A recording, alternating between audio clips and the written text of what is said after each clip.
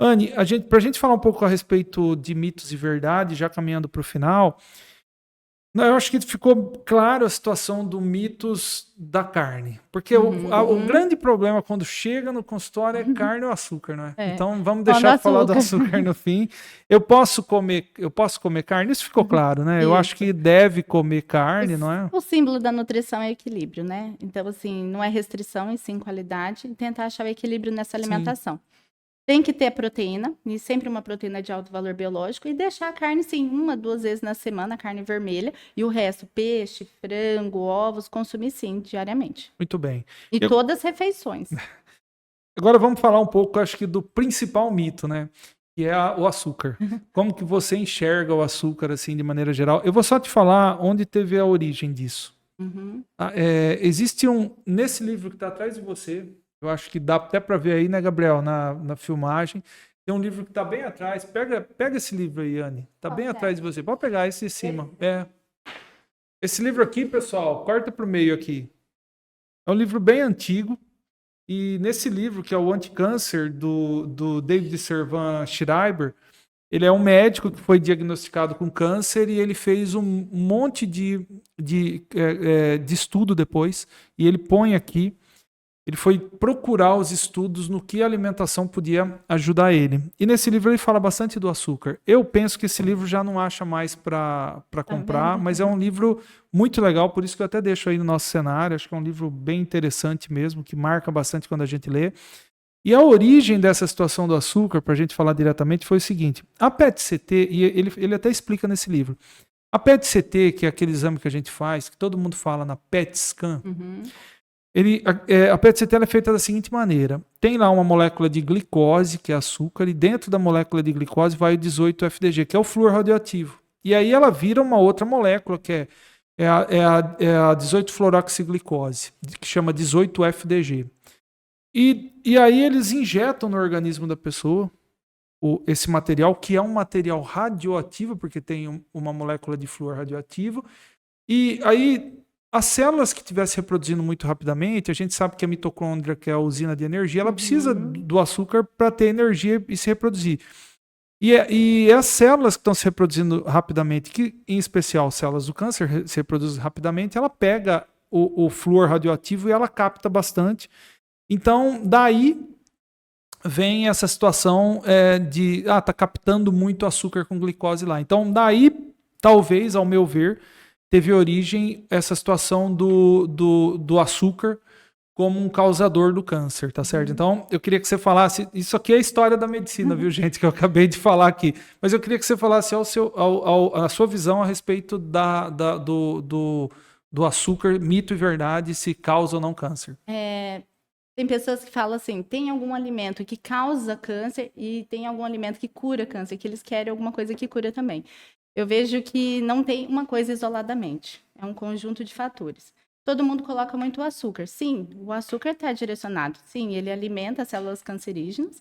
Só que o que eu falo que ou vai ver o recordatório daquele paciente 24 horas. Como que é a alimentação dele diariamente? Exatamente. Não, mas ele pôs só o açúcar como vilão. Não, vamos conversar. E de manhã ele acorda, ele consome um leite, mas aí ele coloca um achocolatado, cheio de açúcar. Vai tomar um café, agrega mais uma quantidade de açúcar. Vai tomar um suco, coloca açúcar. Não, mas eu não como doce no meu diário. Então, aquela quantidade de excesso de açúcar diário, ele sim que a gente fala que é prejudicial. Agora, não consome, tem uma alimentação mais natural, evita adoçantes, que todo mundo também, que fala assim, existe o adoçante, vamos falar do zero, dos Sim, diet, dos pô, light, muito né? bem, muito bom. Porque acaba que todo mundo tira o açúcar e vai para o adoçante. Tem um tipo, eu prefiro e eu prescrevo o stevia, que é um adoçante Stevia, natural, né? tá? A gente também usa. Para os pacientes oncológicos, eu não sou muito a favor do xilitol por ser natural, mas ele acaba destruindo a microbiota intestinal e acaba irritando um pouco a microbiota, e aí eu tenho medo de mexer na imunidade. Então, eu acabo não colocando e não prescrevendo tanto ele, então eu uso mais o xilitol, tá? Mais o stevia, Stevia, e por ser natural, adoçante. e não é com stevia, é de stevia, porque muitos os rótulos dos adoçantes são misturados, não são puros. Então, É. então eu prefiro que olhe e sempre saiba ler o rótulo referente a isso, porque acaba você achando que está consumindo um produto, né? E não é. Não é. Então, eu tenho duas situações que quero falar a respeito disso. Primeiro, eu queria te perguntar uma coisa a respeito do mel. Aham. Como que você enxerga o uso do mel? O mel para paciente diabético não, tá? Paciente em quimioterapia, se for um mel da fazenda, sem nenhum cuidado, a gente evita também. Por conta que é a mesma coisa do cru, tá? Como que é extraído aquele mel, entendi. então a fase de contaminação. Sim. Ele é mais natural? Sim. Às vezes o paciente fala, eu tô com uma tossinha, eu quero usar um mel, tal. Eu prefiro que prescreva até o extrato de própolis, tá? Para esse paciente. Eu acabo não utilizando o mel. E o mel só com o selo de fiscalização. Aí eu deixo usar. Senão, Então, o que ela está dizendo a respeito de mas para diabético, não. alimento cru e também, como ela está dizendo, do mel in natura, é exatamente por risco de infecção em paciente que está imunodeprimido, né? E quando a gente fala em cru, não que eu tiro o cru, porque os verdes escuros são ricos em ferro e antioxidante, tudo. Eu oriento como higienizar as folhas, tá? Então, essas folhas, essas verduras, quando a gente vai consumir, a gente higieniza com hipoclorito, tá? Uma colher de sopa em 1 litro d'água, e a gente deixa de molho 15 minutos, e as frutas também. Então, esses daí a gente higieniza tudo antes de consumir. E o mel não tem como. Não tem, exatamente. Então, tem que ter o selo de fiscalização quando você for comprar, aí sim eu deixo consumir. Eu acho que todo mundo consome mel da fazenda mesmo. Raramente você encontra mel, que você Isso. compra Aí, mel no assim. caso, assim, quando o paciente está em quimioterapia, aí eu oriento com esse Melhor selo. evitar. Isso. E aí, só para voltar àquilo que você falou a respeito de mitos e verdades e o equilíbrio do mel. E aí, Vou te falar o porquê, que eu sou muito. Eu acho que você foi bem no ponto. Pessoal, o que a gente vê e o que a gente percebe é o seguinte, ó. E eu penso e falo isso para os meus doentes.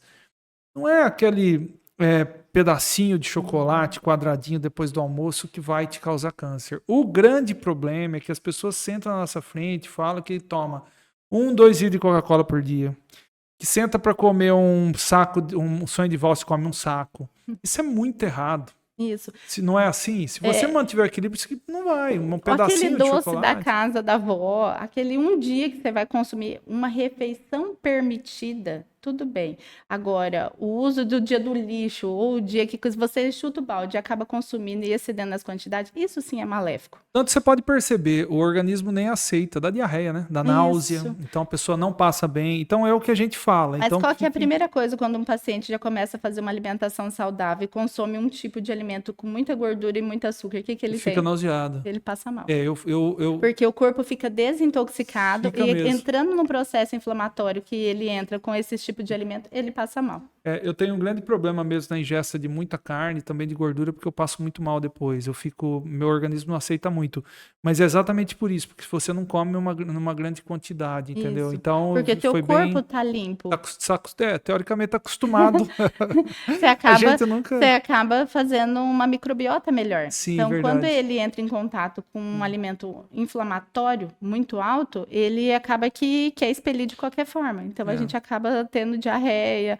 Tem muitos que saem, viajam, passam muito mal. Muito, exatamente isso. Precisamos falar que em viagem, eu falo muito isso para as pessoas, eu falo muito isso. Por exemplo, viagem para a América do Sul, eu viajo muito. Falo para as pessoas, olha, você só está desculpado tomar Coca-Cola quando você só está desculpado quando você viajar para esses países da América do Sul que você não sabe a procedência da água. Então, tudo bem, você toma uma Coca-Cola, um Gatorade com gosto de Gatorade, por exemplo, come um chocolate fechado desse que você sabe que é chocolate, porque se Tem que você comprar uma coisa que realmente você sabe o que você está você consumindo. não vai passar que dá mal, medo. né? Porque Não acaba você a viagem. Você acaba a viagem, exatamente. Eu falo que a melhor coisa nesse tipo de viagem é comer igual criança, né? Arroz, batatinha. Você tem certeza que não vai passar mal. Exatamente. Você pegar uma intoxicação em beira do mar, por exemplo, para quem não está acostumado, meu Deus do céu, você acaba com a sua viagem.